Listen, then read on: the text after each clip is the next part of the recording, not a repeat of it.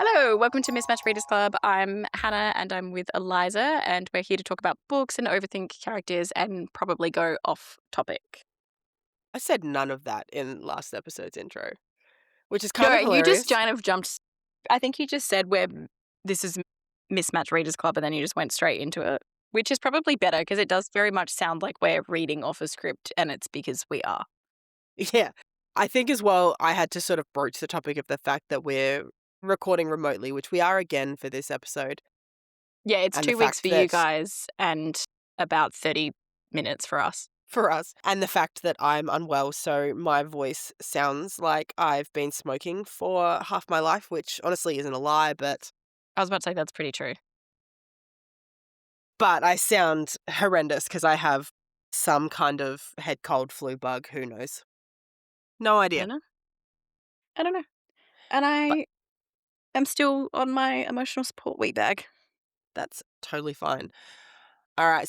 So what are we talking about this week? You can tell us. We are talking about 2020, Now, we which understand that this episode is coming out mid-April.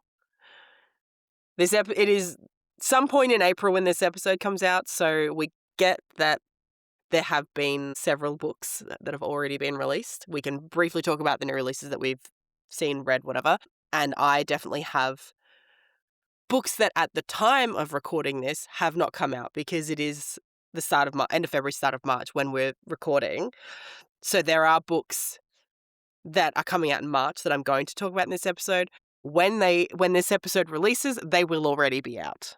So you've probably got some of the same. I imagine there might be a couple. yeah, there was a lot. I haven't read a lot of them. They're on my list, but there's a lot of February releases that I wanted to read.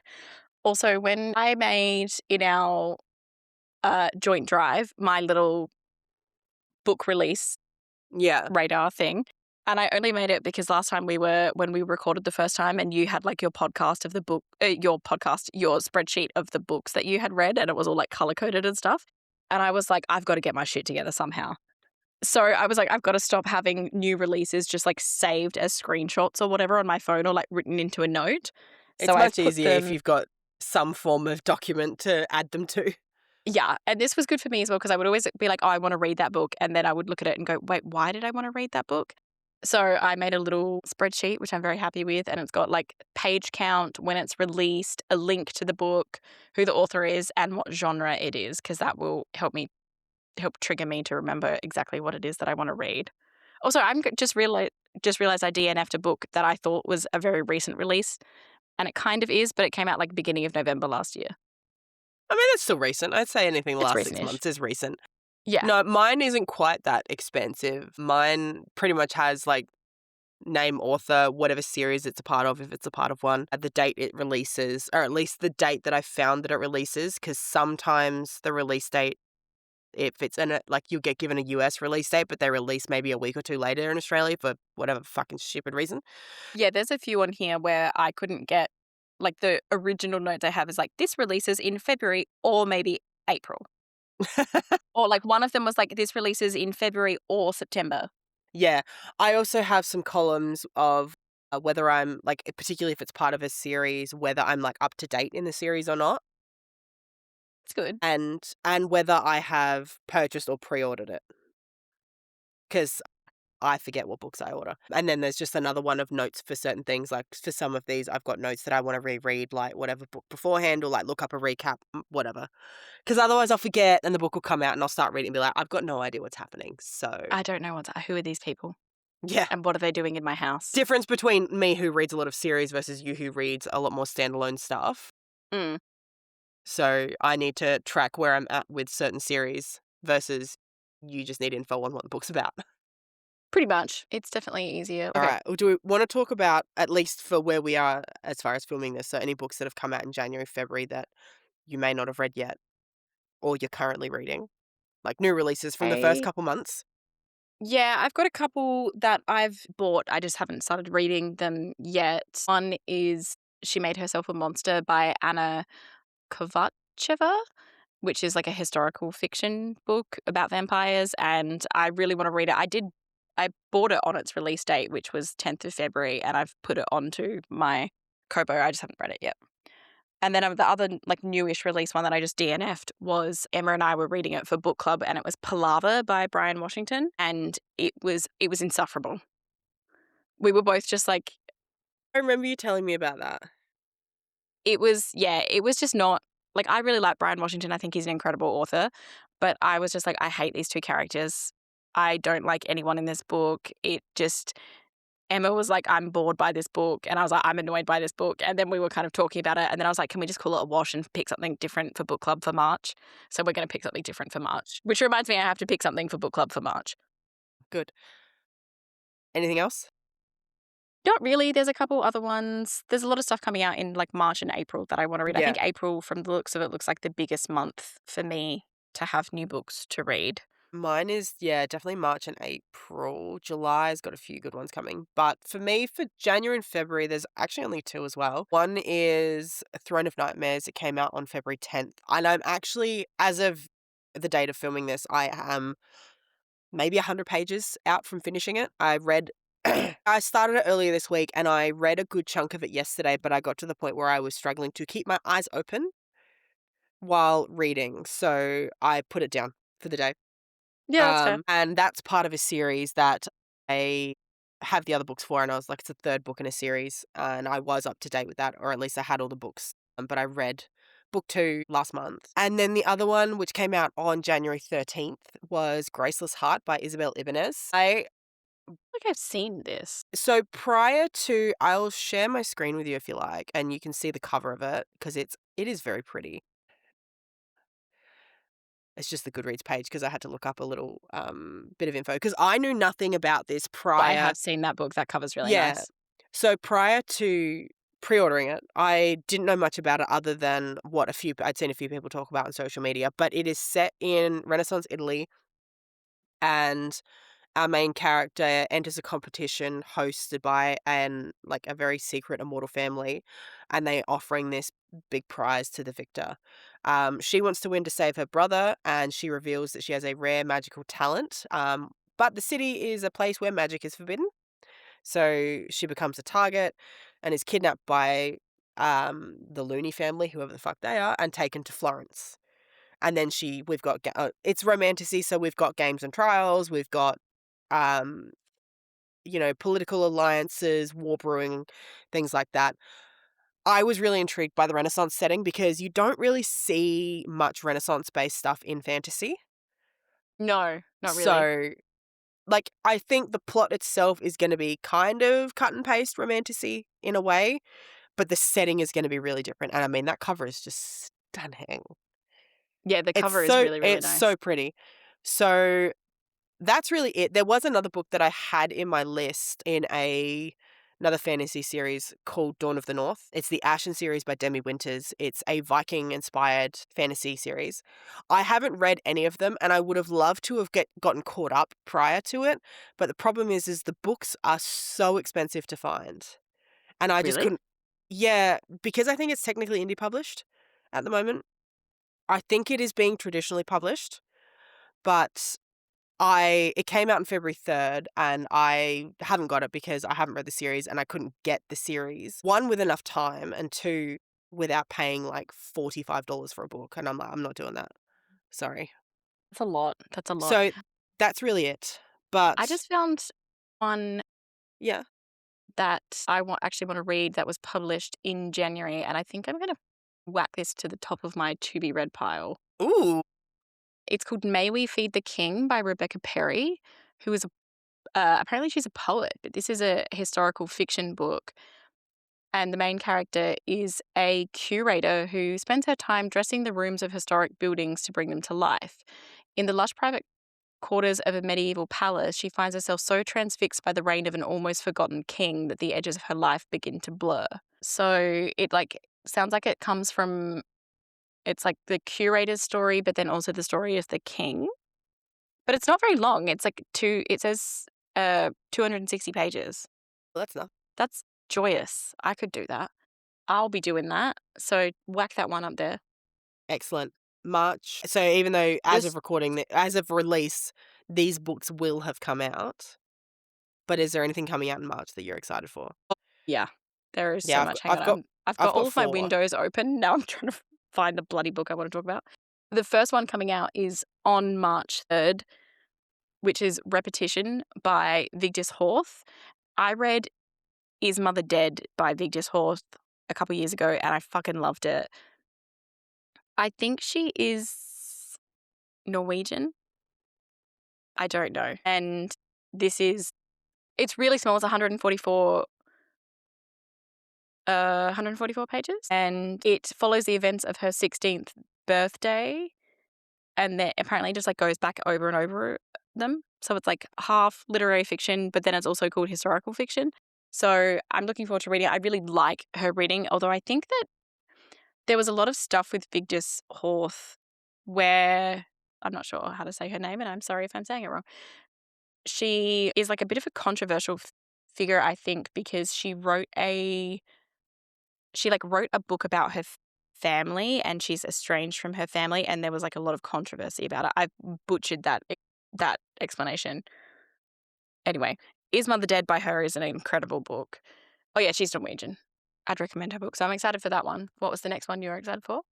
I have so for March there's quite a few. The first one that comes out is Blood and Roses by Callie Hart. Callie Hart also wrote the Quicksilver, which I'm sure you've seen people talk about. Yeah, there was lots of controversy about the sequel to that or something, Yes, wasn't that there? came out in November. Yeah, it's not the best editing. One of the core side characters is somehow in two places at once. He's training with our female main character while he's also in a completely different plane to in a different realm to himself with the male main character.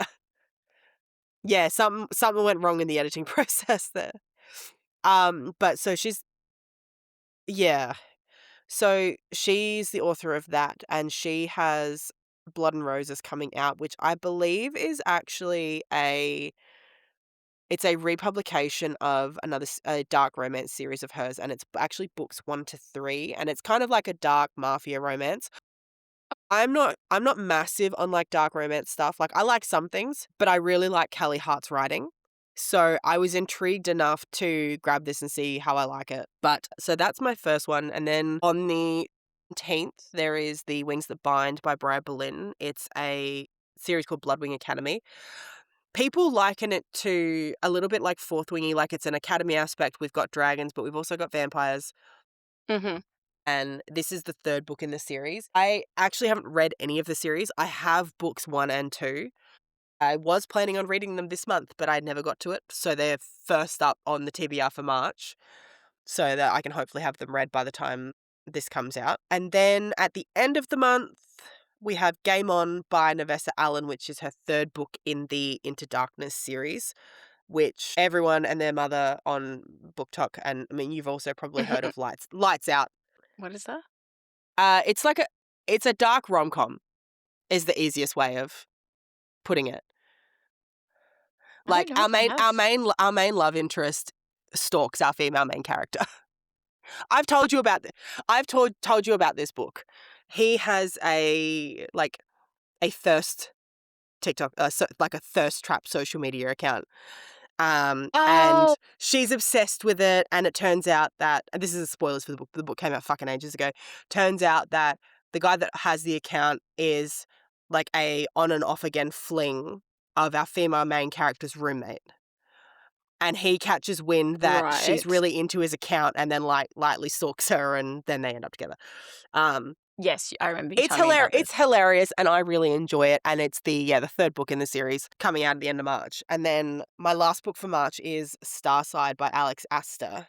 Alex Astor wrote Lightlark. Yes, you've given me that book, and it is Yes, still sitting on my bookshelf. I haven't finished that's fine. reading it. It is. I think it's her first fully adult fantasy romance. So I'm actually quite excited to see what that's like, because I like her writing. I will admit the Lightlark saga has gone a little off the rails for my liking. But there's only one book left, so I'll stick it out at this point. Looking at it, I thought I actually had more for March, but I've only got one other book for March, which is April is going to be evil to my bank account, I think. It's Almost Life by Kieran Millwood Hargrave, which is I don't know, it says, "Almost Life is a story of longing for the paths not taken and the almost lives we live." So it's about two women, I think. Yeah, it's about two women who and they're, like, when they first meet and then across their lives as they kind of, like, meet again and again and stuff. But it's a big book, it's, like, 450 pages. But Kieran Millwood Hargrave wrote The Dance Tree, which I read a few years ago and I really liked, so I'm excited for that one to come out. Also, the cover's really cute. But yeah, so that's that one. And then April is there's so much in April. I'm looking at it, I'm like, "Oh my god, I'm gonna need to take the month off work," which I is only fine. have 3 in April, which is bizarre, but I feel like that there was more. I feel like there was more coming, but it might just be things that I've seen that's coming out in April and I don't have much of an interest in. For the record as I have well, my 7. releases are mostly fantasy, Yeah. as yours are mostly like literary contemporary fiction with, I'm assuming, a few maybe non-fictiony essay collection stuff. Yeah, there's a few in there. So you My got first one 7 for April. 7, Damn. yeah. So Permanence by Sophie McIntosh is on there. I tried reading this one, I'm not like, I don't know if it's gonna work for me. I've read a couple of her other books and I didn't, like, love them, but this sounds really good and a booktuber that I like has, like, really talked it up. So I think I'm gonna give it a go. It's only 250 pages Okay. and it seems to be about people who are having an affair, but that when they're having the affair, they are in, like, a secret world type of thing, which is, yeah, they find themselves in a strange, impossible city, a place populated entirely by adulterers. Anyway, it seems interesting enough, so I'm going to give that one a go. And then I've got Hexes of the Deadwood Forest by Agnes Zilpa. She is a Polish author. I'm excited to read that one. It is about a woman who loses her job as an oil company CEO after she's filmed having sex with a tree in her sleep. So she spirals through history until she's united with a centuries-old coven of ecstatically revolutionary women. Anyway, it sounds very interesting. It's described as bold and entirely unexpected. And I was like, yeah, that kind of sounds pretty accurate. Filmed having sex with a tree in her sleep. Yeah, that sounds bold and unexpected. That's for sure. Yeah. And then there's Body Double by Hannah Johansson, which is another translated fiction. And it's about two women who fall in love and move in together who begin to resemble each other, while elsewhere a young woman who works transcribing recordings for a ghostwriter receives a strange message that will come to upend her life. So Hannah Johansson wrote a book called, I've forgotten the other one. What did she write? I read it like late last year and I really loved it, but evidently not enough to remember the title. That's hilarious. Good job. Antiquity is what it was called. It was so, so good. I really, really loved it. So I'm really excited. That's been on my like to be read for ages now. And then No Such Thing as a Monday by Cyan Hughes. The two big ones that I'm excited for are London Calling by Patrick Radden Keefe, which is a mysterious death in a gilded city and a family's search for truth. It's about a teenager who mysteriously fell to his death from a luxury apartment building on the banks of the Thames. Thames. Thames, I Thames. think. So I am very excited to read that because I love Patrick Radden Keefe. I think I'm probably going to get that on audio because Is he narrating that one too? I bloody hope so.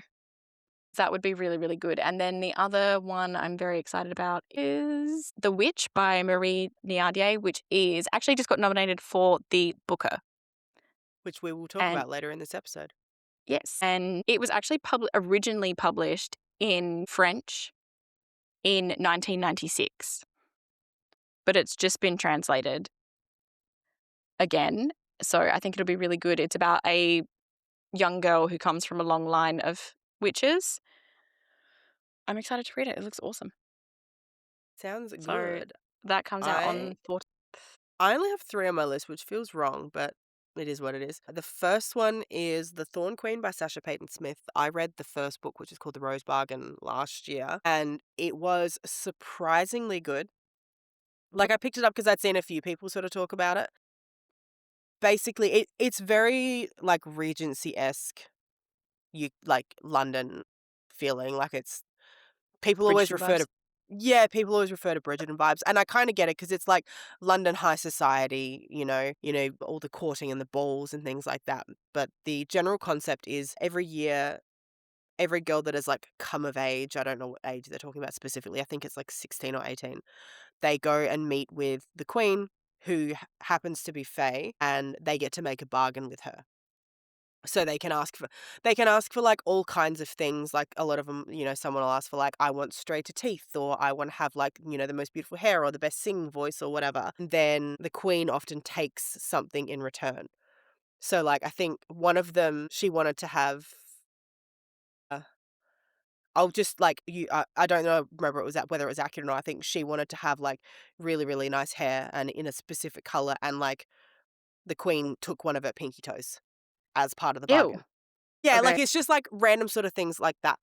And our main character doesn't really want to make a bargain, but she wants her bargain. Well, she does, but her bargain is to be that she wants her sister's bargain to be undone because I think her sister's been acting weird or she's gone missing or whatever. I don't remember exactly.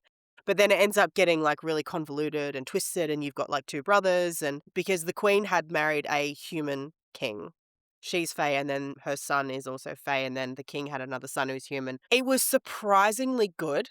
Like I went into it with semi-low expectations. I was just like, oh yeah, okay, it sounds interesting. And then I really enjoyed it.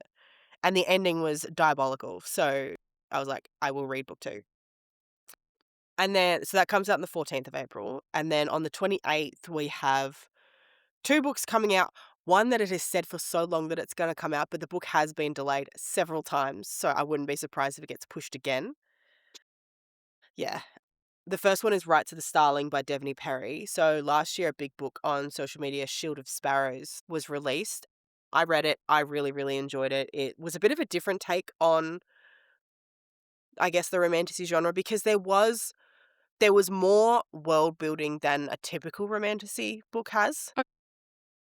Like there was a lot of talk about the world that they were in, and like there's all these like monsters and things like that they have to deal with. And then it has once again like a really big twist at the ending. Our female main character is the sister of the girl that is supposed to be betrothed to this prince, but Okay. he ends up not wanting the sister and wanting our main character, which causes all kinds of a big deal. Causes problems. Yeah, but obviously they go along with it because there's like magic in play. The main character's kingdom is like their magic is dwindling, so they need like stronger unions with like stronger magic wielders to replenish like the magic in the bloodline essentially. Right, right. But then the prince that she's now betrothed to, pardon, um, there's an issue with because I think he has fire magic, but there is parts of his kingdom that are just like perpetually on fire, and they want because the female main character, their magic in their bloodline is weather control. So he wants the magic in their bloodline so they can bring in rains to stop these fires. Right. It's all very twisted, but it's very, very good. So that the sequel to that comes out, and I think that's only supposed to be a duology, but I could be absolutely fucking wrong. I love a duology. And then the next one is The Ballad of Falling Dragons by Sarah A. Parker. Book 1 was When the Moon Hatched. This book has been delayed 3 or 4 times at this point. It was supposed to come out some point last year, and then it got pushed again. Got pushed to the end of last year and then pushed to the start of this year, and has been pushed again to the end of April this year. I haven't read When the Moon Hatched. I have it. It's on my list to be read. I'm somewhat intimidated by it because it is apparently quite flowery writing, and you know my thoughts on super flowery I know. writing. Yeah. Oh, I know. But like I will read it, and I definitely have a fucking pre-ordered already. I haven't read the first book, don't even know if I like it. But well, here we are. This is me we're talking about. Capitalism gets me every single time.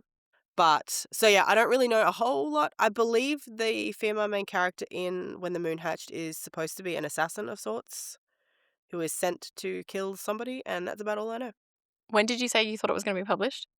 End of Initially, April. it's scheduled for April 28th of this year. Well, I'm looking at it now. It's scheduled for the 19th of May. Fuck So me. it's been See, I knew pushed it. again. I knew it. Yeah. Yeah, it says here, publication date 19th of May, 2026. 700 pages. Yeah, the first book's about the same. Good God. No Ugh. thanks. See what I mean? This is rude. See, Amazon still says April 2026. I have 2 books for May. One is As hang do on. I. Yeah, I don't have a lot for May. One is Said the Dead by Dorian Ni Rioja. I don't think I've said her last name right. She's an Irish author. And it's described as genre morphing, but it's set in Cork in Ireland, and it's about a Victorian mental hospital that's being converted into modern apartments. And it looks at like the women who were admitted to the mental hospital. So it sounds Interesting. really interesting. I read her previous book and it was really, really good. I really liked it. Once again, I have forgotten the name of her first book. And I can't remember. It was like the first book I read last year. She wrote, A Ghost in the Throat is what it was called. And it was about her. It was like a memoir kind of thing where it was like talking about her becoming kind of like obsessed with this figure from like Irish history and how she like researched her life and wrote a book out of it, which was really, really interesting. So I'm excited about that one. And then the other one is Vocal Break by Lauren Elkin, which is it's a cultural history exploring female singing voices. So I'm mostly interested to read this because Lauren Elkin can be like a bit hit and miss for me. She's a really, really good art writer. And I really liked her book Art Monsters, but I read Scaffolding, which is her nonfiction book, last year, or I started to read it and I couldn't finish it because I just hated it so much. Yeah. So I'm a bit not sure on that one. But I like her nonfiction, so I'm assuming that it would be probably good. But that's all I've got for May. It's not much in there. It's probably May, at least only having a couple of books will let me catch up from the financial damage of April. Yeah, that's fair. So for May, I've only got 2 as well. Mm. I have, again, the 2 sequels. I don't have many that aren't sequels on here. Uh, so Broken Dove by Danny Francis, which is the second book to Silver Elite. That was a very controversial book last year because Danny Francis is a pen name. So no one knows who Danny Francis actually is. So there was a lot of speculation about, there was a rumor that went around that it was Colin Hoover trying to regain some sort Really? of literary repertoire back, and I don't buy that. Or like an author that maybe landed in some hot water that is trying to like rebrand under a different name to, keep making money. Which, like, if that's what it is, then fine, whatever. Yeah. Like, it's fine. But then there was also controversy about the book being potentially written by AI and whether the author itself Okay. doesn't exist because people are like, oh, it's very cut and paste of, a lot of other tropes and this and that. And I'm like, yeah, cool. So is like every other romantasy book being released these days, but sure, go off. Like, and I mean, I read romantasy, I read all of these books, and I will agree that a lot of them are very similar. So, and I think the biggest issue that I took from Silver Elite is that it is marketed as a dystopian book, which it is very loosely. It is an academy, like a war academy novel, war academy romance in a dystopian setting. It's O- not really I wouldn't necessarily say it's like a dystopian book as such. I don't know. It's a I little bit hate the cover. mismarketed. I'm so sorry. I'm looking at it now. That's hideous. What, Silver Elite? Yeah. Yeah, it's The not the art, like, greatest. Like it's it's simple and it's boring in a way. the thing that makes me want to die is the part where it says her mind is her deadliest weapon. Shut up. I don't like that. Like, I get it's about a psychic, but also your commitment to, like, I'm looking at the books that you're saying that you're going to read. Your commitment to reading like long books is crazy because I'm looking at the page count on mine and I'm like, yeah, this is 250 pages, whatever, this is 300. And you're like, oh, yeah, it's fine. If I was reading a 500-page book and I wasn't enjoying it in the first 50 pages, bin. Well, not bin, but like I'm not finishing it. And then that's coming out on May 12th. May 20th is Light Wilder, which is book 2 in the Fire and Metal duology by Rachel Schneider. I think this one was a tiny little bit overhyped. Not gonna lie. I really enjoyed it. The twist did get me. It is a more of a unique fantasy world in the sense that the female main character, her like tribe of people all live on the water, Mhm. and there's like a bit of conflict between like her community and then the land dwelling communities. But she ends up Okay. basically teaming up with one of these land I can't remember if he's a prince. I think he is because they always are. They always are. Teaming up, and then there's like a big old twist at the end. And, again, I read this when it came out like last April, so I remember very little detail from the book. And I will have to reread Metal Slinger, which is book one, in the lead up to this. So, but the twist was enough for me to go, I need to fucking know what happens here. And it's also and it's only a duology, so I'm like, I can commit to that. Yeah, that's fine. All right, anything for June? For me, yeah, I have 1, 2, 3, 4 books. I have one. Really? I have Make Strange by Neve Campbell. I'm very excited for this, which Neve Campbell is is in like the actress? No. no, this Neve Campbell is a Irish author. So I'm thinking Neve Campbell, like the actress from Scream. Is that Neve Campbell? No. Isn't that Nev Campbell? It's I'm spelled not Neve. I sure. think it's still pronounced Neve. Anyway, I'll read you the blurb because it actually sounds kind of, I don't know, I'm intrigued by the premise of it. So anyway, it begins on an orange afternoon, cool but ruminant, close to Halloween. Sunny, only 4 years old, looks up from the terrarium-sized tub of toys in the living room and asks, Mama, do you remember when I died? Over the course of the next strained year, Sunny will refer repeatedly to her previous lives and how they ended.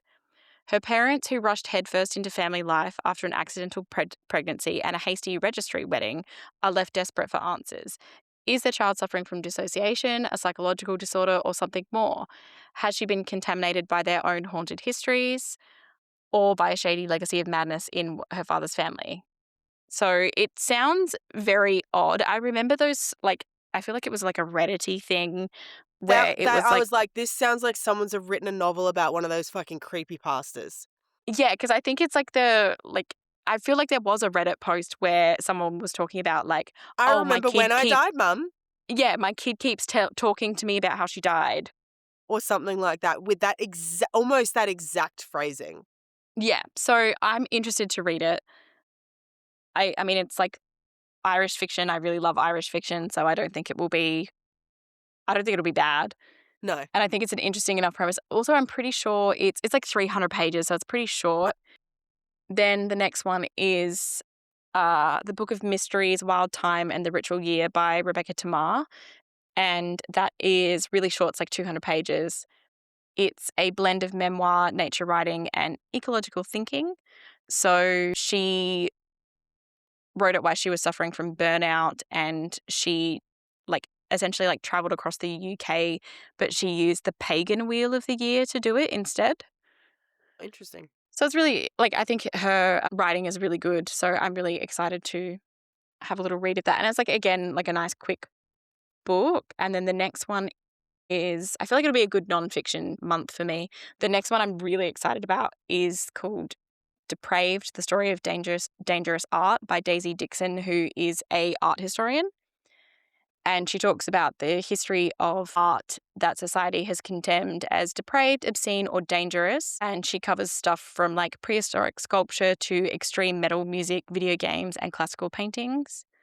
So I think it would be, and it's kind of like history of censorship and stuff as well. So I think that will be really, really interesting to read. It's been a while since I've read a art nonfiction book, and I'm excited to do that.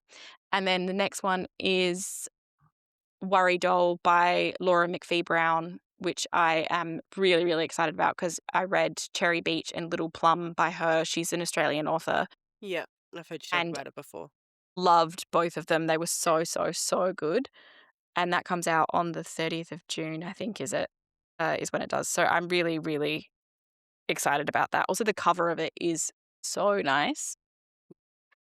It's pink and black. It's just very, very striking.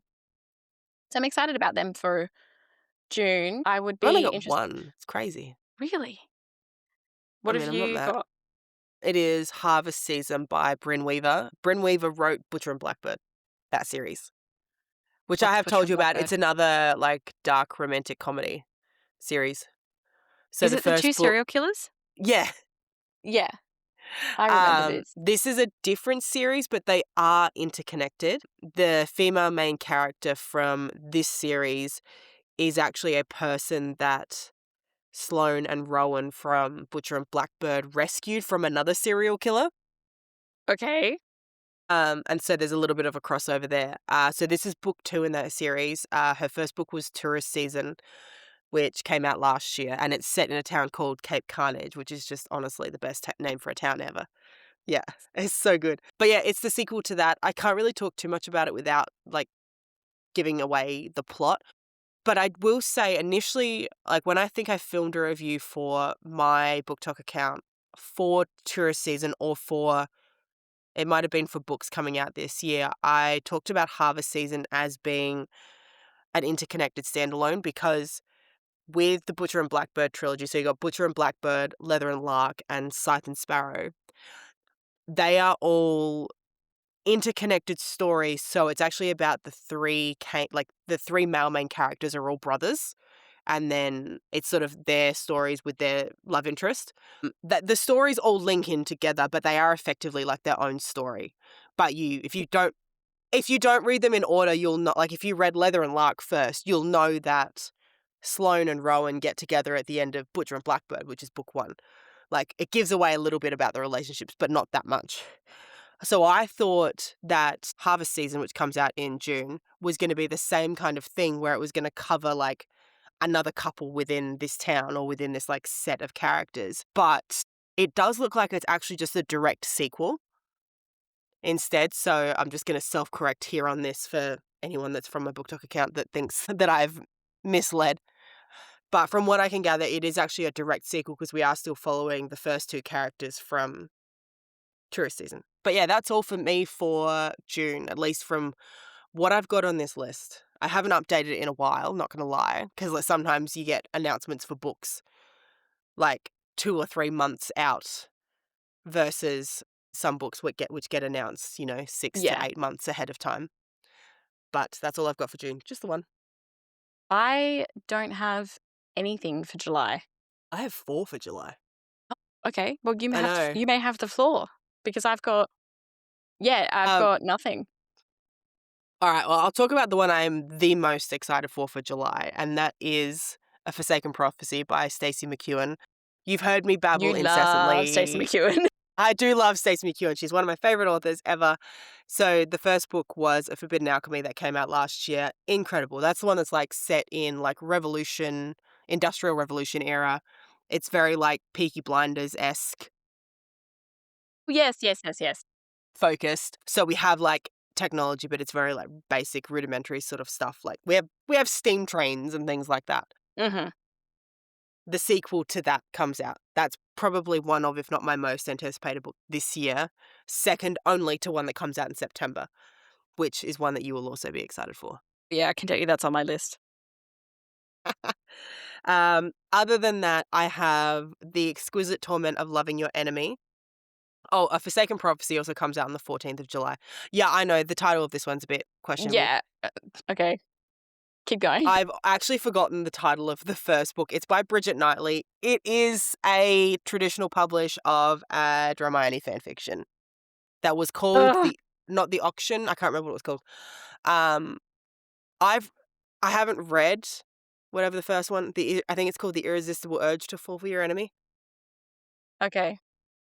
It's supposed to be like where obviously I've talked about Alchemized several times. That's a very, very dark fanfic, like traditional publishing fanfiction. This is a bit more lighthearted. Mm. Like she's a healer, he gets sent to her, and then they end up having to work together on something. Like it's a bit more lighthearted than Alchemized, which I'm here for it for funsies. That also comes out on the 14th, as far as I'm aware. On July 7th, In the Wake of the Ruin by Katie Cassidy, which is book 2 to In the Veins of the Drowning. I started reading In the Veins of the Drowning Like, I read like 3 chapters and then was like, what the fuck are you doing? You've got other books you need to read, and put it down. But this is sirens. So, like, Ooh, mermaid okay. sirens. Yeah, so which you don't see a huge amount of in fantasy. No, I feel And like I it definitely it's always, No. like, vampires and fairies and stuff like that, Vampires, which, like, fairies, fine I play D&D. werewolves, shifters. Like, the first couple of chapters that I read were really interesting, and I did wanna keep reading, Okay. but I was like, "It's not on your list. Put it down, you silly bitch." Put it down. I think it was just because I was going through my shelves and I, like, picked it up and, like, sometimes I like to pick up the books that I've got that I haven't read and, like, read, like, the first few lines and see how interesting it sounds. Probably need to do that because the pile of books that I bought on Bookstore Day, I think I've read, like or Love Your Bookstore Day, I think I've read 3 of them, Wonderful. and the rest of them are sitting in a big pile. So that comes out, and then one that's not actually on my list, and I'm not 100% on whether it is coming out, but it is supposed to be coming out in July, which is Burn of the Everflame by Penn Cole. It's the 4th book in the I can't remember what the series is called. The first book is called Spark of the Everflame. I have read Spark of the Everflame. I have not read the next 2. I do have them, I just haven't read them yet. Mhm. It's a bit of a controversial series because people are like, the female main character is insufferable, and it's like, yes, she's a human being that makes mistakes and has, controversial opinions. God forbid. God forbid. So, and like, people don't like her internal monologue and stuff like that. I'm like, yeah, cool. Not everyone has a great internal monologue. Some people are kind of shitty in their own heads. Yeah, and also just, like, don't read it. It's not that deep. That is July for me. Big month for me, birthday month. Yeah. I'll remember your birthday this month. This This year. this year. We'll see. I don't We'll even see if know it what day happens. my birthday is on. All right, August. You got anything for August? I have 3. One of them I think is gonna be probably my most ambitious attempt of the year. Yeah, We'll see how we go. The I've got first 2 for August. So I've got 3. One is, Queen Mab by Emily McBride, which is, this person's first novel, apparently, and it is a riveting portrait of madness, motherhood, and the myths that haunt us, and the families who keep us tethered.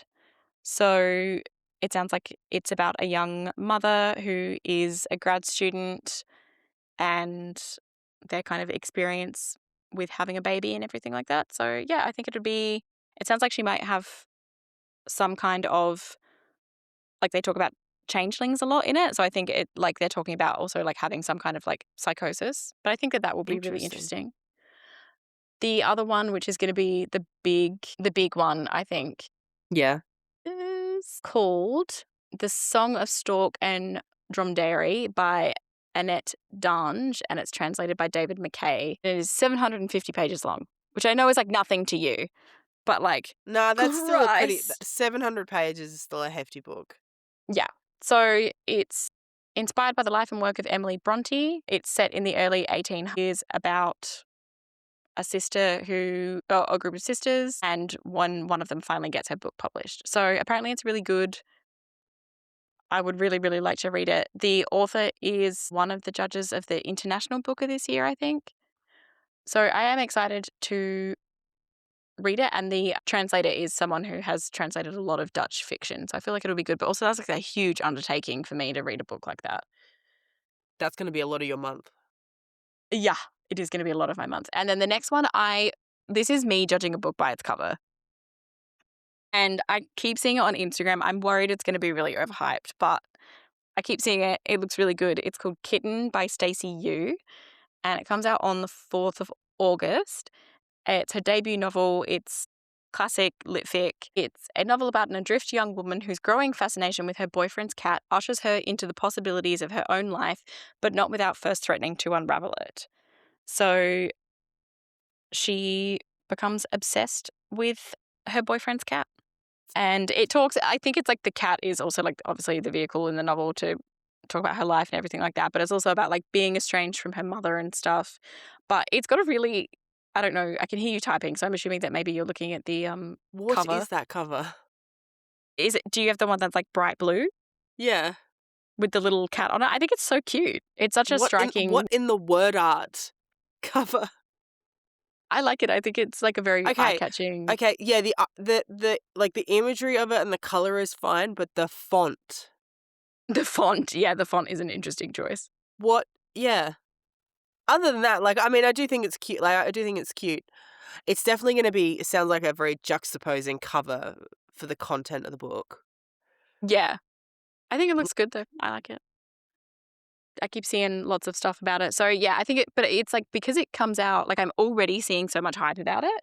So I wonder if there's like so much hype about it already. Is it going to be so overhyped by the time it comes out that it's just not going to live up to anyone's expectations, considering it comes out like later in the year? So I'm not sure. Yeah, I'm reading like the info on it. I'm like, it sounds interesting, but it also sounds mildly disturbing. That's fine.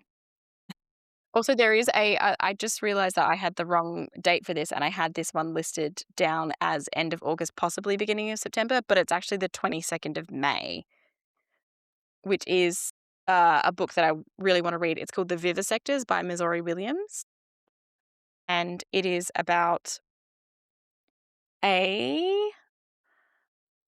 Where is the title? It's about a graduate student who is like obsessed with the school that she's in. Like it's an old crumbling Victorian building. I'm excited to read it. It looks really good. The cover is really nice as well. This is the problem, is I keep being like, oh, I'm going to read this because the cover's really nice. Anyway, it's got really, really good reviews. And it's also funny because someone who is a bookstore owner that I follow on Instagram, her review literally just says, "Girl, what the hell was this about?" So I'm quite excited to read it. It's got a lot of good reviews so far. So yeah, utterly bizarre, but really good. Just what we look for in a book. Just what we look for in a book. So yeah, I think it would be really good. It's like it's called academic dystopia. That sounds wanky, but I'm gonna give it a go. That sounds so wanky. Apparently, yeah, it says it's a satire about university at the end of the world. Great. So it sounds like it's been described as a lot of different things, but I am interested to read it. So it's nice and short and it comes out just after my birthday. But yeah. And then It's do you August? have, that's August, yeah. I feel like we both have the same book straight up for September. Yeah, I have 2 for August though. Oh, yes, sorry, I I haven't forgot that done we hadn't done August. August for you. Rude. Yes. Rude, sorry. So, as far as I know, they both come out on the same date, but that could just be because I haven't put the date in for one of them. But on Mm. the 4th, I have The Lion in the Deathless Dark by Carissa Broadbent. Technically, it's book 5 in her Crowns of Nyaxia series. But the way this series works is they're done in novellas, duets. So we have, because in the world of Nyaxia, well, not Nyaxia, because Nyaxia is a goddess, but in this world, there are 3 separate factions of vampire. There is Nightborn, Shadowborn, and Bloodborn. So the Okay. Born, the second duet has covered the Shadowborn, and then the third duet will cover the Bloodborn. So, and it's basically about someone within that clan. Usually it's like a male main character is a member of said clan. And then it's typical fucking romantasy, basically. I will say the first 2 duologies, duets as well, have also had a like companion novella so there are technically already 6 books in this series in a way. The novellas are completely optional, but I've read both of them and I do think that they give like a little bit more insight into some of the side characters, particularly the first one, which was called, I've forgotten what it's called, Six Scorched Roses. The characters out of that really come into play in the second book of the Shadowborn duet, whereas Slaying the Vampire Conqueror, which is the companion novella to the second duet, even though that technically should be read before the duet, like you only meet those characters like twice in the duet. But yes, so the first book in the Bloodborne duet comes out on the 4th of August. And then the second book is, oh no, it also comes out on the 4th. I was right. It's Adversary to the Villain by Hannah Nicole Mehra. You've probably heard me talk about the Assistant to the Villain series. Yes. Yeah, it's like The Office, but make it like fantasy fairy tale, and it's so much fun.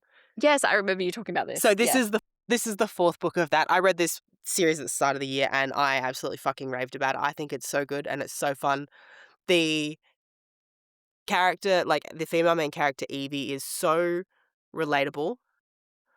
She's clumsy. She's got the best internal monologue, but thoroughly enjoyable. So very, very excited. I'm still kicking myself over the fact that it took me that long to read that series. I enjoyed Yeah, it I that feel like much. you originally told me about it kind of ages ago. Oh, I probably did. Oh, it's probably I bought this book. It sounds fun, and then didn't pick it up for 6 months. But yes, September. I have one book for September, and you know what it is. Oh, I know what it is. So we're both excited. I feel like this should be I know do we have a read along on our Wheel of Plot Luck? We have a buddy read. A buddy read. I think that should be our buddy read. Oh, absolutely. So We'll both be there, like, on release day getting the book. you bet your ass we will. Anyway, so the book that we are talking about is The Knave and the Moon, which is the sequel, and it's only a duology, so I'm very happy. It's the sequel to The Knight and the Moth by Rachel Gillig. I can't wait. I'm so I'm excited. delighted. That I'm is probably the only delighted. other book that would be contested for me for most anticipated release this year. Yeah, I reckon it'd be my most anticipated, to be honest. Like, I enjoyed the first one so much that I'm just like, okay, great. Like, can't And wait that ending to. was so fucking rude. Like, The ending, the twist at the end of that book, I went from being like, Benji is. spoilers too, by the way. Yeah, this is going to be spoilers. So, like, if Big you're spoiler. thinking about reading the book, stop now Don't. and resume in probably 45 minutes when I'm done ranting. But I was getting a little bit cluey that something was potentially up with Benji when they had gone to the seaside town. I can't remember the name of it, so sorry. They'd gone to like the seaside town to kill one of the omens, and he was like meeting with the knights, but like Rory wasn't there. So like Sybil and Rory went off and had sex on the beach during the thunderstorm, which like honestly good for them. Wish that was me with either of them. And then I was like, Will okay, join as a third. yeah, exactly. You're looking for a third. And I was like, okay, something's weird there, but like maybe it's weird with the knights and not with Benji, whatever. And also for And it's context, like like Benji, he's the boy king, Rory's nowhere to be found, so whatever. yeah, he's like the boy king. He's like 17. And then at the fucking no, I think he's only 7. I think he's 17. And then the end of the book where he fucks everyone over, I was so angry. And if I wasn't finishing that book at about 2 a.m., I would have screamed and thrown it across the room, but I didn't want to wake my partner up.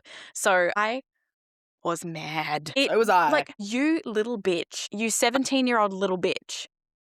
I could body him. That one thing with him meeting with the knights without Rory was the only real hint that something was Yeah, amiss. the lead was like buried in there. The I think lead it was was maybe 100 feet deep. There was no way we were finding that.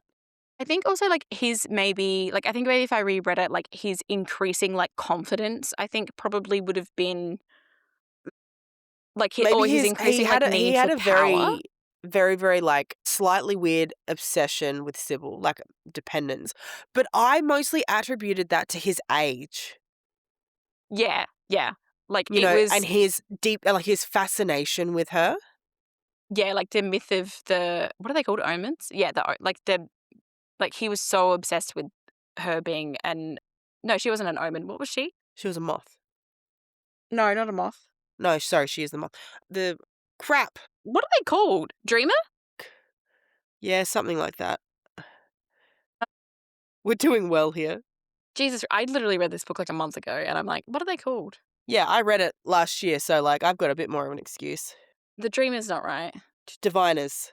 Diviner, that's it. Yeah, okay. Anyway, so good. Literally cannot wait for it to come out. But I'm gonna kill Benji. Hopefully they do. Yeah, I hope. Like, I mean, the second he like betrayed them, I was like, okay, cool. Public enemy number one. I hate this guy. Yeah. So I think it'll be very good. I'm very intrigued as well because it's like the blurb talks about like in a land where stories repeat themselves. So I think it'll be really interesting. Yeah. I'm excited to see. I think Maud should kill Benji. True. Maud, my diva. Like, I love her. I love her. So I think she should kill Benji. But yeah, I'm really excited for that. I know. And we have to wait like 6 more months still. That's 7. okay. I'll cope. No, 6. 6 months still till that book comes out. Will you reread before? Yeah, probably. Yeah, I might reread as well. We could do a Because buddy read. it'll have been over a year since. See, we could do like a deep dive episode on the duology once we've read them Yeah, that too. would be fun. Yeah. That would be interesting. That's literally all I have for September. That's the only book in September that I'm excited for. I And I got have nothing in October. one in October and then I've got one more in September. And the September one has been sitting in my like want to read for over a year because I saw it when it first got announced, and it's called Under a Fur Coat by Sonia Vitomsky, and it's getting published on the 24th of September. And I'll just read the blurb. Vivian, a photographer from Manchester, arrives at a boarding house on a tiny Finnish island, hoping to rekindle her creativity and heal her broken heart. Although her fellow guests welcome her into their makeshift family, her camera still hangs on at her side unused. Vivian quickly grows close with Ilya, the affable caretaker, and one of the rebellious mycologists there. When she discovers they're searching for a mythical bracket fungus, the Bigfoot of mushrooms, she throws herself headfirst into the cause. The days pass in a blur of snow and birch trees and vodka. The longer Vivian spends in the forest, the more it consumes her. Haunted by lost time, inexplicable acts of violence, and rising tensions amongst the guests, she begins to suspect that there's something darker behind the mycologist's determination. Anyway, sounds weird, sounds creepy forest story. I love a creepy forest story, so I'm really excited about that one. And also because it's been sitting on my like want to read for so long that I'm just like, okay, can we hurry this shit up? No, fair enough. I do have one that doesn't actually have a release date yet, which is not surprising knowing this author. Mm, It's that's called such a drag. Hey? That's such a drag, this author. No, Anyway, keep no, going. it's more so she waits until like the release date is closer to announce the release date. Like, not that it's not no, absolutely it's not a drag on her, but she like withholds the release date until it's closer. And it's book 3 in the Eating Woods trilogy by Kerry Lake. It's called Vasmora. Book 1 is called Anathema and book 2 is called Eldritch. It's a like very dark fantasy romance. It's so good. The male Who's main the author? character, Kerry Lake, Keri, Lake. She, I mean, the male main character, his name is Zavander, which is not my favorite name, but he has a Jacob's ladder. What's a Jacob's ladder? Why are you giving me that look? I don't know what a Jacob's ladder I'm is. not saying it on the podcast. Just Google it, please. Oh, do I need to go incognito? Oh, this is a 760-page book. Actually, when Emma, who by the way, our number one fan, Emma, we love you. Hey, Emma. She was messaging me and she was just like, wow, Eliza reads like big books and she reads fast, because she was impressed by the way that you read Alchemized. What is Just, you what am I don't even need oh, to say what is. Just Google Jacob's ladder. yes. Okay. Sorry to the FBI agent that watches your Google searches. Well, can I say the first thing that comes up is in the AI overview, fuck you, Google, Jacob's ladder refers primarily to the biblical dream in Genesis 28:10, For 19 fuck's of a sake. stairway to heaven. Jacob's ladder Okay. piercing. Google that. Ew, okay, I don't know if I want to... Okay. Ew, what the fuck? Yeah. Okay, I've had a lot of piercings in my life. I could not All imagine... the way up the underside. I And could not imagine how physically painful that is. And I've had my nipples pierced 4 times. He is 7 feet tall and his appendage is sizable to match. Oh, come on. 7 foot tall. Go fuck yourself. He's fucking Faye, so of course he's going to be 7 foot tall. Yeah, okay, that makes sense. Okay, sorry, I've completely derailed. Look, the Jacob's ladder was going to come up somewhere. Okay. But no, so those piercings are linked to they've got like magic bound to them too. Please. No, it's yeah, I know it's a lot. It's from he was kept prisoner as like this like weird consort sex slave of some fucking batshit army general. Okay. And it was like part of his torture was getting like a new piercing, and there was like it's like infused with certain stuff so that like any sort of sexual activity for him is like incredibly painful. What on earth? It's Yeah, it's Okay. dark. It's dark. It's so good though. But yes, that's book 3 coming out.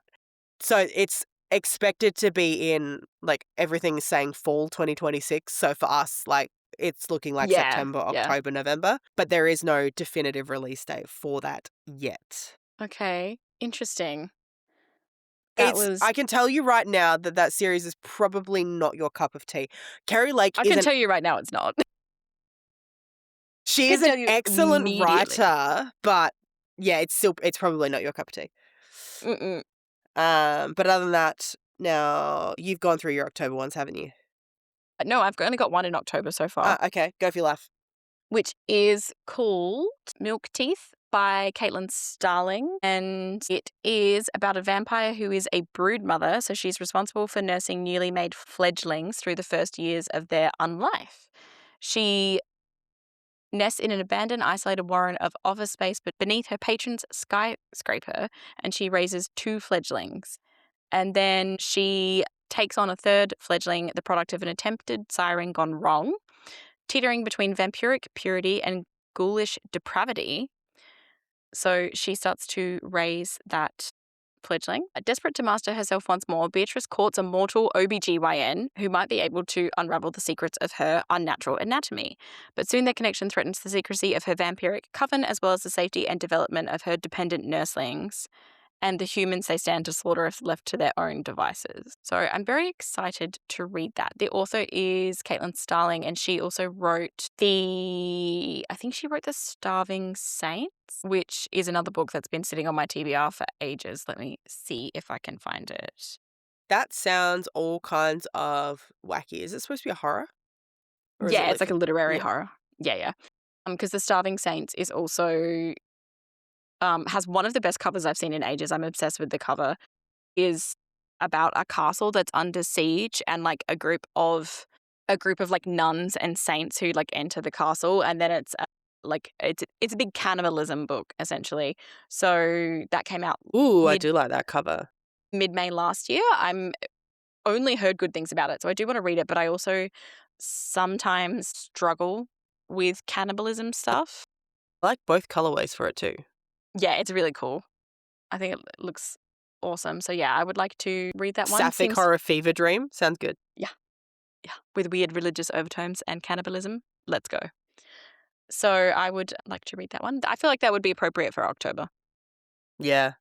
She also wrote The Death of Jane Lawrence. Yes, I haven't looked into that much, but I have seen it kind of referenced really positively. She is a friend of mine, like Caitlin Starling's like her favorite author, so I keep hearing lots of good stuff about it. Oh, I'm interesting cover looking. too. Yeah. There's 2 different covers for The Death of Jane Lawrence. Yeah, they're quite good, both of them. There is a book that is a new release that I kept seeing and I was like, this looks really interesting. I'm probably going to read it. And there has been so much shit chat about it that I have absolutely no desire to read it What's it called? anymore. It's called Lost Lambs by Madeline Cash. And Emma and I were Yeah, going to I've have it. heard you talk about this. Yeah, so Emma and I were going to have it as our book club book last month. And then, like, all of a sudden we were both just kind of like, no, we actually don't want to read this. But the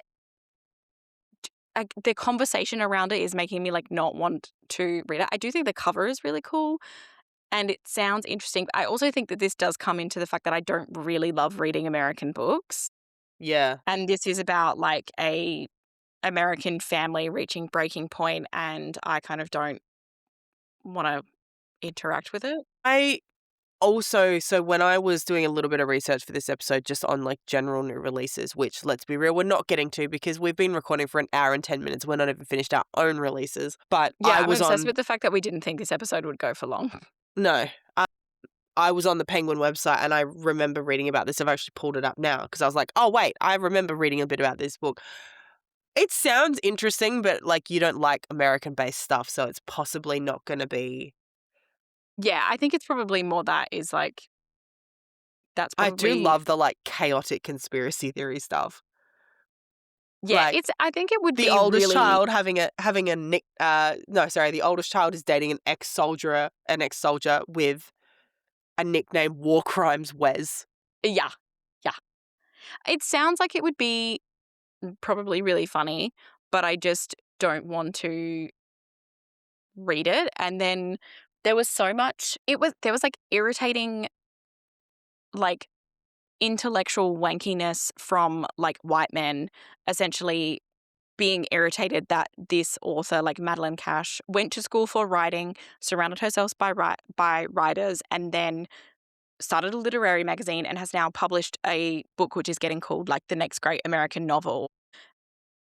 And they're like being like, oh, she's trying to rip off, and then like naming a whole bunch of like classic American like male authors. And it's like, you're just annoyed that she's a woman. Like that's actually Yeah. what this is down to. You're not, if a man wrote this book, you would be praising it. And if he was doing that behavior, you would be praising it. But it's the fact that she's a woman that you're like irritated by this. Yeah. So, and then it was like the back and forth of that controversy. And I was like, I don't want to bloody listen to this anymore. We'll say this Goodreads review does make me laugh a little bit. They gave it 5 stars. If Wes Anderson wrote Little Women. Okay. Vivid imagery. I know. Sounds fantastic. Someone else. Okay, hear me out. Did you ever play The Simpsons Hit and Run as a kid? Because this book is giving that. Jesus fucking Christ. Okay. That's funny. Interesting. Well, yeah, that was one of the ones that's got a lot of hype at the beginning of the year that I was like, I don't know if I want to actually read this anymore.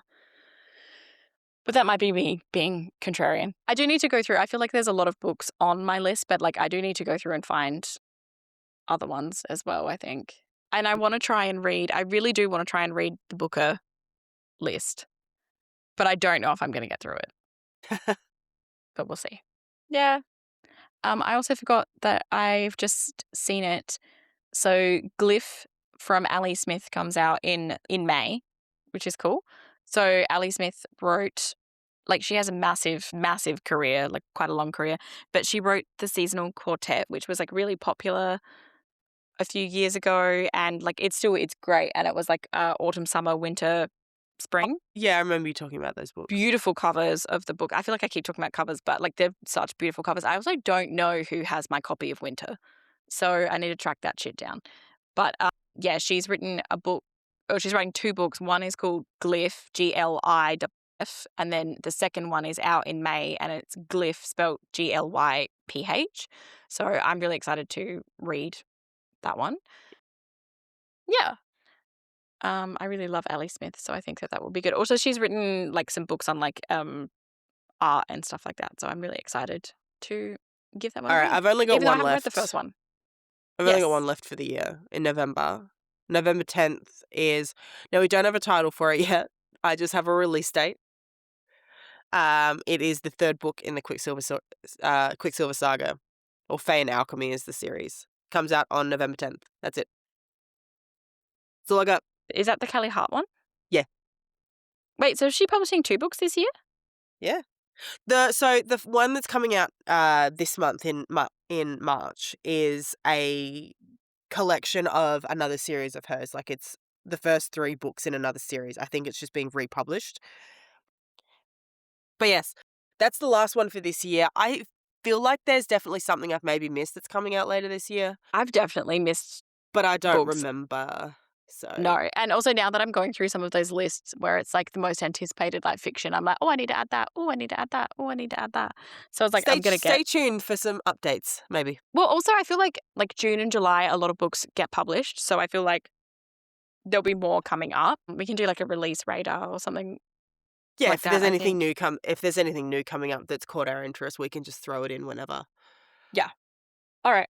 What have you read recently? Which for us will be month of February. So, as of recording this, I'm going to count the book that I'm pretty much finished because I have like less than 100 pages to read. I will have read seven books for February. Wow, that's good. It's not bad. I did read 12 in January. Okay. Freak. I really struggled, and I don't know whether it's just at the start of the month that obviously we were getting the podcast launched. So a lot of my spare time was going into editing the first couple of episodes. And I was just fucking tired. I also had my little mental health breakdown at the start of February too, so I was doing nothing but staring off into the abyss. And spending money at IKEA. Yes, spending Those were good $2,000 at updates. I liked those updates. Yeah, they were Not good. the mental health one, but the IKEA trips were The fun. IKEA trip was good. But I finished out a trilogy that I received an early copy for the audiobook, but I actually never ended up listening to the audiobook. I just read them all on my Kindle. So I'm so sorry, Podium. I didn't do that. And they're just kind of like, they were all good. They were just a traditional kind of fantasy romance. Like nothing, Nice. like they were good and they were solid. I definitely like shed a tear at the end of the third book because a couple of people died and I was like, well, this sucks. But, like, they weren't like, I rated them, like, 3.5. I think I rated book 4 stars. So, like, good, not incredible. I then also read a Viking-inspired duology called Saga of the Unfated. Book 1, excellent. It was so refreshing to read something that was, like, Norse-inspired versus everything else being traditionally, like, English, traditional European, like, English, Germanic, Irish. Like, they're all, you get a lot of that in fantasy. So for this to be Norse gods, so we've got Thor, we've got Odin, we've got Freya, we've got all of that. Much more interesting, so refreshing. Loved our female main character. Book 2 fell off a little bit for me. However, the twist in it redeemed it, and it ended on a pretty good note. So I still thoroughly enjoyed them. Carla, obviously. Yes. Excellent. That was my real big genre shift for the month. I also did do the audio for Lights Out because, as I said earlier in this episode, the third book in that series comes out at the end of March. It will be out by the time this episode airs. But I wanted to do a re-listen because I actually haven't read the physical book for either of those books. I've done audio because they have impeccable voice actors for them. And Is it like because a whole cast? they're dual narrated because they're dual POV. It's Yep. just dual narrated, but it's not like where some dual narration, like if you're in a certain character's point of view, where if it's a female narrator at the moment, they will still then do the male voices. That if they don't Yeah, do yeah. that, they still get the male voice actor to come in and do the male voices. Mm-hmm. So it feels a bit more organic. But they are excellently done. So I've listened to the first book, and then for March, I'll listen to the second book in the lead up to the last one coming out. So that's kind of it. And then I'm almost finished Throne of Nightmare. So it's been pretty much all fantasy this month, but that's okay. Yeah, it sounds like a fantasy-heavy month. Most of my months are fantasy heavy. I read mostly Yeah. fantasy. So Yep. what about you? What have you been reading? It's likely far more varied. It's really not. I didn't read much in February because, like, the first half of February or the first week of February, we moved house. And then both of us didn't take much because we both took, like, 3 weeks of leave over Christmas, New Year's. So I didn't take a lot of leave. I took 3 days to move. So I took, like, a Thursday, Friday, and a Monday off.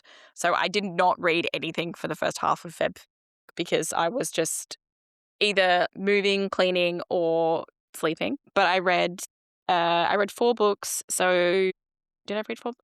No, sorry. I read 3 books. No, I did read 4 books, sorry. I finished The Night and the Moth. I read The Art Thief by Michael Finkel, which was a nonfiction one about this art thief it was such a bloody good book. I am going to get the art thief's name because it was wild. He, didn't steal, he stole, blatantly for years in, France. And then he never sold anything. Because his whole thing was I'm keeping the art because I'm owed beauty, and he got his girlfriend to steal with him. But the stealing he did would be blatant. There would be security guards in the room, and he would literally just take stuff off of the wall. At one point, he stole a bow and arrow that was hanging from a cable, stole it, dropped it out of the window into the garden below, walked out of the art gallery, picked it up, and left. Didn't get found for years. He carried out more than 200 heists over 10 years. His name was Stefan Breitweiser. It was crazy. But then when he got arrested, it's never been confirmed. So this is all alleged. So he was living in his mother's attic with his girlfriend, and that was where they kept all of the art. And then when he got arrested, the mum got rid of the art, and it is alleged that she got rid of the painting. Like, she threw a lot of, like, the metalwork and the pewter stuff and everything like that into the river, which was then later found and restored. But it is alleged that she set the paintings on fire. And they're important paintings, like, especially for, like, Flemish Renaissance and stuff like that. Like, they're like classics. So the part of me that has an art history degree wanted to kill myself after listening to I this. bet. But it was crazy. And he's still just like, "Oh, I don't think I did anything wrong." Mm. Like, True you know, delusion. true delusion. It was really good, and it was also, like, it's 250 pages. Like, it's a short, sharp book. I thought it was really excellent, but it was nice to read an art book that wasn't, like, because, like, I love reading about art, and I love reading a lot of nonfiction about it, but reading about art theft was really interesting. Then I read Paladin's Grace, which we've already spoken about, 5 stars, loved, so good. I DNF'd Palava by Brian Washington. We've already talked about it. I didn't like it. And then the next book I read was Heap Earth Upon It by Chloe Michelle Howarth, which she's a Irish author, and it was about 4 siblings in 1965 in rural Ireland, and it was so, so good. It was, like, so tense the whole way. Like, I didn't realize that I was tense the whole way through reading it, but it was, like, tense, and the ending is kind of ambiguous, but in, like, a very compelling way. It was really good. It was kind of creepy. Yeah, loved it. I really want to read her other book because this was her second book, and her first book is called Sunburn, and it's had a lot of good reviews and stuff like that. So I'd like to go back and read that. I think that will be really good. But yeah, that's all. I've only read 4 books. Unless I sit down and read a book today and tomorrow. That's probably all I'm going to read for Not February. completely off the table. It's not completely off the table. So it's going to be shitty weather all weekend. So I feel like it's going to be a good, like, thunderstorms.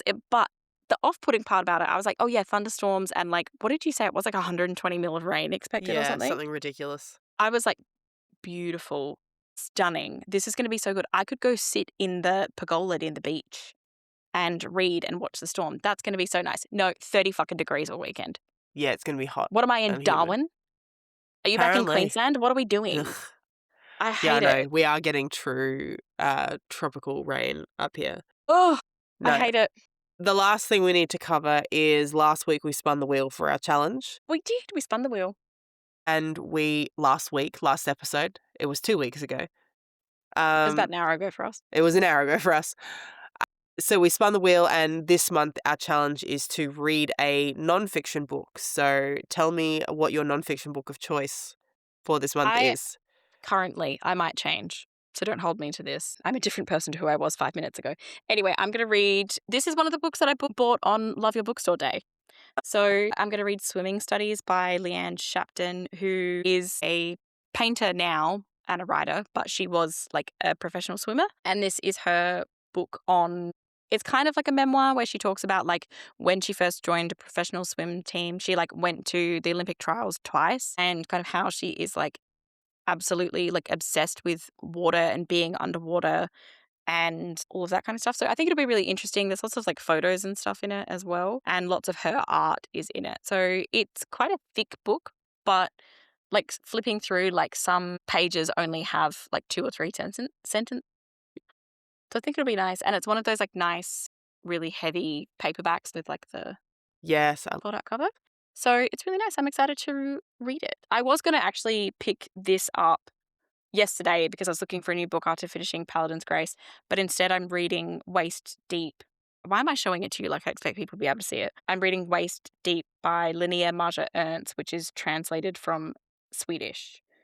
And it's about five friends from university, 7 summer days in a lakeside cabin, troubled romance, flirtatious friendship, and an aching sense that nothing is ever truly perfect. It's really good. It's also, like, really big font, which I wasn't expecting. I just saw that. That looks massive. Yeah, it's massive. I was like, oh, okay, cool. And it's like 200 pages. So I might finish it. This might be my 5th book for February. But yeah, it looks good. It looks good. Love a sweaty summer romance book. But it's not even really romance. Like, it's like tense friend romance type of stuff. Anyway. Fair enough. What are you going to read? I mean, I was also between two, but I think I'm going to go with Dinner for Vampires by Bethany Joy Lenz. I'm excited to hear your review about this book. So, for those of you listening at home, if you don't know who Bethany Joy Lenz is, she played Haley on One Tree Hill. Did you watch One Tree Hill? I am obsessed with One Tree Hill. It is Right, probably okay. so One Tree Hill is probably my favorite of the, like, 2000s teen drama shows. So, Interesting. like, I don't think I really if you're watched talking, any of them. like, Dawson's Creek, One Tree Hill, The OC, I wouldn't I mean, Vampire Diaries to an extent, all of those shows, One Tree Hill would be my favorite, followed closely by The OC. Wasn't allowed to watch the OC, which was crazy because I started watching the OC when I was like, I think I wanted to watch it when I was like 12 because that was when it was airing. And I started watching it, and my mum was like, "You're not watching this because it's too old for you." And I was like, "No, it's not." And then by the time it was like genuinely like 6 months later, she was like, "Oh, you can watch it if you want to." And I was like, "Nah, bored of it." I I did have a poster of Adam Brody in my room for about 3 years though. Who doesn't love Adam Brody, though? I was allowed to watch The OC from, I think, when I was about 13 too. Um, and then my mum pestered me for so long with One Tree Hill being like, "I think you'd really like this." And when your mum you basically just said the same thing with the OC, when your mum's like, "I think you'll really enjoy this," you go, "No, fuck off, I don't wanna watch it." I don't want to watch it. So then I Ew. watched it when I was, like, a young adult and absolutely became obsessed with the show. Me with Buffy. Yeah. So, she was in that, so obviously back in the early 2000s, those, like, high school drama teen shows were all the fucking rage. So, the subtitle for this is Life on a Cult TV Show, because One Tree Hill was very much one of those, like, big cultish, like, crazy fans. The thing is while she was filming this show, she was actually also in a cult. She'd married the person that she had married was very into this one particular church. I do not remember what it was called. Quickly. The big oh, it's a I'm reading the blurb now, the Big House Family. Yes. So, yeah, he was part of this, and then they just kind of Some red flags going on there. yeah. Yeah, so she It looks eventually good. moved to the compound and then was convinced to marry his son, sorry. And then, yeah, it sounds really interesting. I really enjoyed the show. I have also read memoirs by one of the other actors from the show, Hilary Burton. That's the other book I that I know who showed this you. actress is now. I'm Googling her now, and I'm like, "Oh, yeah, I Bethany Joy remember her." Lenz. Yeah, Yeah, she's so she's been pretty. in a few other things.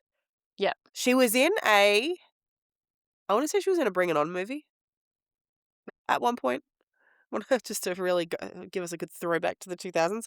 But I think I'm gonna read that. I was between that and The House of My Mother by Shari Frankie, but I fear that might be a tiny little bit heavy for Yeah, it does March. sound I remember when you told me about that book, and I was like, "That sounds It like is a lot." rather heavy, so that is my pick for this month. I think this will be I mean, I won't say this is gonna be a bit lighthearted, but I don't think it's gonna be lighthearted, but I love reading about cults. I think it's gonna be a little more intriguing and a little bit less, like, as a parent, a little bit less intense for me to read right now. Yeah. They're actually talking about cult books, there's a cult book that I have been wanting to read for ages, and I haven't been able to get it at the library. I think I'm just gonna have to buy it, I think. But it's called Jesus and John Wayne: How White Evangelicals Corrupted a Faith and Fractured a Nation. So it's specifically about like white American Christians, which like they are all parts of cults. So it is really I think it's like a lot to do with like Pentecostals and stuff like that. So it's gonna be I want to read that because I feel like it sounds really interesting. I also love any kind of culty book. Same. So yeah, I think it'll be good.